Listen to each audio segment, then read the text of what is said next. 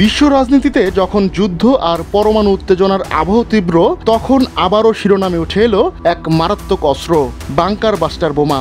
রোববার ইরানের ফোর্দো পারমাণবিক কেন্দ্রে মার্কিন হামলায় ব্যবহার করা হয়েছে এই বোমা, যা আসলে ম্যাসিভ অর্ডিন্যান্স পেনিট্রেটর MOP। এটিকে বিশ্বের সবচেয়ে শক্তিশালী নন নিউক্লিয়ার বোমা বলা হয়। বাংকার বাস্টার এমন এক বিশেষ ধরনের বোমা যা ভূগর্ভস্থ বা অত্যন্ত সুরক্ষিত ঘাঁটি লক্ষ্য করে ছোড়া হয় এবং মাটি বা কংক্রিটের বহু স্তর ভেদ করে ভেতরে ঢুকে বিস্ফোরণ ঘটাতে পারে।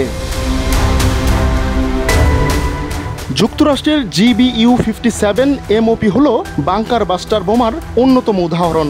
এর ওজন প্রায় 30,000 পাউন্ড, মূল বিস্ফোরকের ওজন প্রায় 5,300 পাউন্ড। 200 ফুট পর্যন্ত কংক্রিট ভেদ করে বিস্ফোরণ ঘটাতে পারে এই বোমা। কেবল B-2 স্টেলথ বোমারু বিমান এই বিশাল বোমা বহন করতে সক্ষম। রোববার ইরানের ফোর্দো, নাতাঞ্জ ও ইস্পাহানে 3টি পরমাণু স্থাপনায় হামলায় এগুলো ব্যবহার করা হয়েছে। 12টি বাংকার বাস্টার বোমা ফেলা হয়েছে ইরানের ফোর্দো পরমাণু কেন্দ্রে। এছাড়া টমাহক মিসাইল দিয়ে হামলা চালানো হয়েছে ইস্পাহান ও নাতাঞ্জে। শত্রুর গোপন ঘাঁটি বা সুরক্ষিত আস্তানা গুঁড়িয়ে দিতে সামরিক শক্তিধর দেশগুলোর হাতে বিস্ফোরক বোঝাই নানা ধরনের বোমা রয়েছে। রাশিয়া KAB-1500L PR নামে এ ধরনের বোমা তৈরি করেছে, তবে সেই বোমার ক্ষমতা কিছুটা কম।